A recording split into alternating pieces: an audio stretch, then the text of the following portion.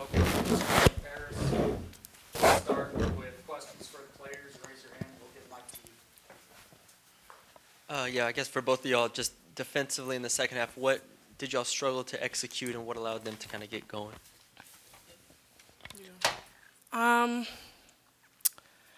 We just kept putting them on the free throw line. Like the coaches say, we can't really defend the free throw line, so defending the free throw line, and if not defending the free throw line, giving them a lot of touches in the paint and a lot of shots in the paint, as well as allowing people to go off on the three-point line too.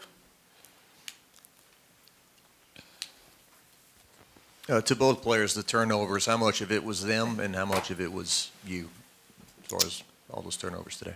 I think turnovers, everything is on us, so going forward, we just got to take care of the ball. Aneesah, did not having Flage change anything for you all? Did it change your preparation or anything about your mindset? Flage adds a huge spark to our team. We weren't getting a lot of transition points, and she brings that.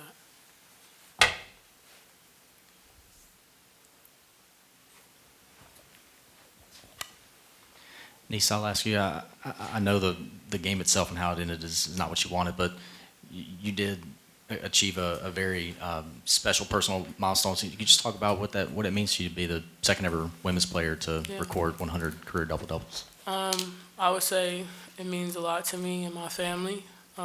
They've helped me so much throughout this journey, just encouraging me no matter how discouraged I might be. It's hard being as consistent as I am every night. I have aches and pains that I continue to fight through, but it's the love for the game that I have, and I feel like it's different than a lot of people in this generation.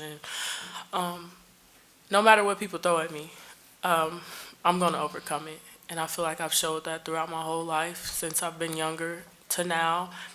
And just playing basketball, I love the sport, and I give my body and I sacrifice my body every night to be as dominant as I am on the floor. Aneesah, any emotions at the end of this game and the crowd, your senior night?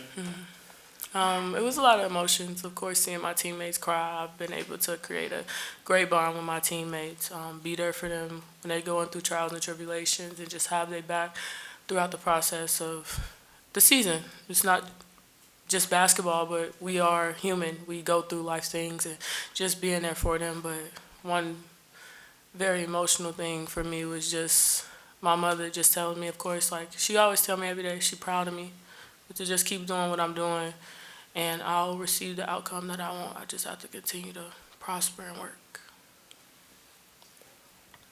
For both of you, obviously you guys are flipping the script to the SEC tournament and you still won't have Flage, so what do you guys need to do to really make up that gap that was probably where she would have been tonight? We need to be disciplined. It starts in practice. We need to have better practices, and we need to be as disciplined as we could be offensively and defensively.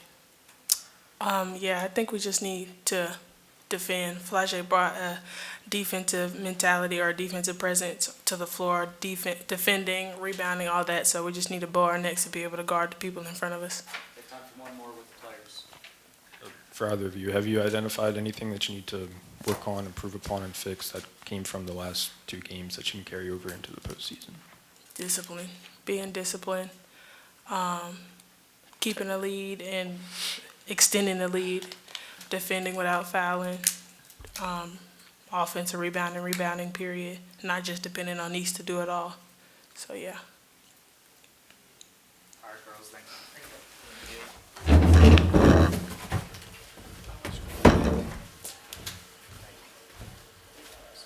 right, questions for Coach? So what went wrong in the second half, Coach? Well, there were three things. First of all, let me address the Flage stuff. I sat Flage. The doctor didn't tell her she had to sit. The trainer didn't tell her she had to sit. This started before the Texas game, and I encouraged her to sit then. When your shins are hurting you, it's like your feet and your back. When they are hurting, you cannot mentally perform. I don't care how tough you are, how much pain tolerance you have, it affects you. And she has tried her hardest and put her heart out there, and I just decided after Alabama, we're a 3 seed no matter if we win another ball game. So why not do it now? And that decision was made by me. And knowing that we were going to miss 19 points a game and all her rebounding and her defensive stuff, but that's okay. Win or lose, you're still a 3 seed. The conference tournament part of it, I feel like no matter what happens there, we've earned the right to host here. So whether we're a 2 seed, 3 seed, 4 seed, the most important thing is to get her healthy before the NCAA tournament begins. What happened, there were 3 things you needed to do against Ole Miss, and we did them for the most part in the first half, except for the first quarter. You needed to keep them out of the paint. They were averaging 34 points in the paint. They got 38 against us. The second thing you needed to do is take care of the ball. Their points off turnovers, they were averaging 26. They got 27 on us. And lastly, offensive boards. We competed with them, and then we didn't compete with them, and I think they're averaging 16 offensive boards a game, and they got 16 against us. So in every aspect or every part of the scouting report we gave them, we didn't do a good job, and it all began in the second half. Turnovers.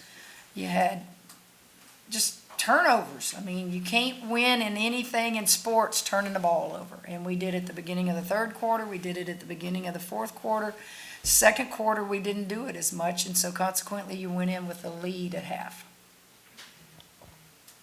Yeah, Coach, obviously Ole Miss prides itself on its defensive pressure. Is that similar to what Texas did? And have Absolutely, y'all it's similar. learned The from that? difference is Texas can score the ball better than Ole Miss. Ole Miss hit some threes today that they don't normally hit, so they got on a roll. So, yeah, we knew their defensive pressure was going to be like that. Hey, Coach Santiago Rodriguez, Tiger TV. I wanted to ask you about the SEC tournament. You're probably going to play against Alabama, Texas, and South Carolina, which are 3 teams that already defeated you. How would you guys prepare for that, knowing that the NCAA tournament is going to be after that? I'm not sure we're going to be playing all 3, to be honest with you. When you don't have all your weapons, all you can do is go out there and compete. If it's, I guess, Alabama, you're saying they lost today, and they're the 6th seed, and they're in that part of the bracket, you know what? They got to win some games to get to us. So anything's possible. I can't think of all those teams we have to play that beat us. All I can think about is our team and trying our best to get the amount of rest that's needed, and then just go compete. And if we lose in the first round, we lose. If we win, we win. But you gotta be smart in getting Flage well. You gotta be smart in resting, and that's the way I approach it. I've always had a hard time with conference tournaments. Conference tournaments, I really don't understand if you're a top seed, how they benefit you. I've never understood that. And that's even way back before I got to LSU. I think conference tournaments maybe make money for people, I don't know.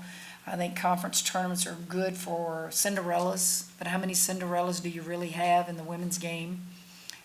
So we'll go and we'll compete and do the best we can. Coach, obviously you said it earlier, needed to be more physical in the paint. What do you need from your big Samaya and Jersey, knowing that Aneesah can't do it all?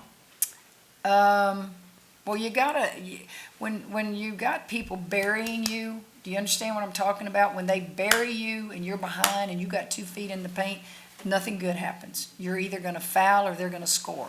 You have to do your work early. You have to 3/4. You have to front. You have to pull the chair. You can never stop and just allow, particularly a bigger, stronger player. And you saw that all night tonight. We got time Or a couple today. more with Coach. Today. No, let's talk. I'm good. Okay. Don't rush him. Where in the hell else I'm gonna go? Eat some crawfish? Sounds good. Kim, I did want to ask about the confidence level of Flage being healthy. I know it's 3 weeks, but I know shin splints are a tough thing. Do you guys feel confident in her ability to get back fully healthy? Oh, yes. I definitely think when you have inflammation in your shins, I'm told rest is the best thing for it. So, yes, I have a lot of confidence that she'll be ready to go. Now, she may miss like the flow of the game a little bit, not practicing every day, but I know that she'll be doing all the things she can to stay in shape. I had a couple if I could. First, I was going to ask you about if the NCAA, how they were going to evaluate you with or without Flagey. I saw some that said you were going to be a 2 seed perhaps, but you feel confident you'd be a 3 no matter what. No, we're a 3 seed in the SEC tournament. I see. See, we're a 3 seed today, right? Am I wrong? That's correct. So going into my decision about Flagey, win or lose, we are the 3 seed in the SEC. Got you. Yeah, not NCAA. Okay. So whatever you do in the tournament, do you want them to look at your team, hey, Flagey's not No, playing? they're gonna look at it however they want. Yeah. And, we've earned the right to host here.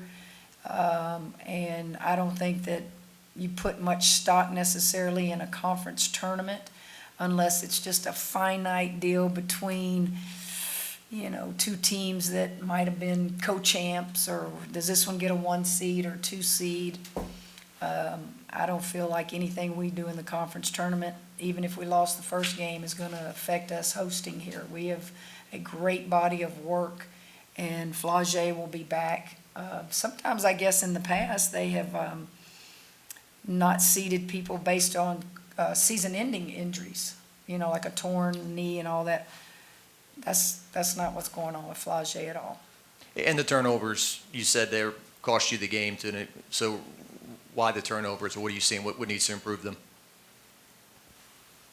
All you can do is address it. I can't dribble it for them, and I mean that in a very honest way. All you can do is what we do every day. Have the guys guard them, have the guys be physical, have the guys push, have the guys do all the things.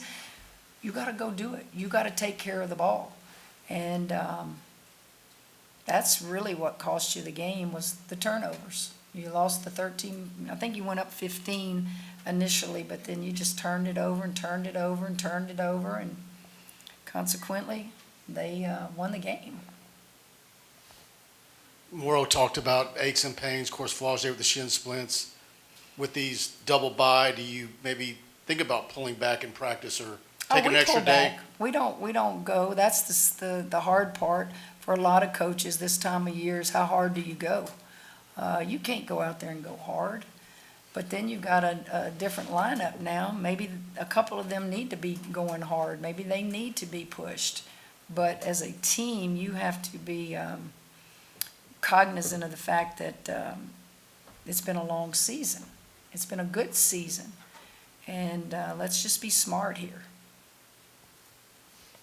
Hey, Coach, with Miracle's activity level, just what have you learned about the lineups that you can play with her and the different ways you can use her on the court?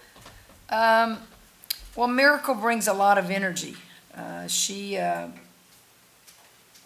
had to look at her stats, right? She had 4 steals, which is outstanding. She had 5 rebounds. She shot 50% from the field and only 2 turnovers. So she was only 2 of those 23. What I look at is one of them had 4, one of them had 5, one of them had 6. So she was on the low end of the turnovers there. So she's just active. She just plays really, really hard. Mikaylah had 25 today. I think, remembering around this time last year, she was dealing with a foot injury. I assume something similar to what Flagey's got going on. No, hers was more serious. She had a line in hers, she had a stress reaction, stress fracture, whatever the heck it was. Flagey doesn't have that. Flagey's is a pain tolerance and nothing more. And so she's been able to convince the doctors and the trainers that she could go ever since it started 2 weeks ago. And I just have watched her. I mean, I know her skill level, and it's like, why are we doing this?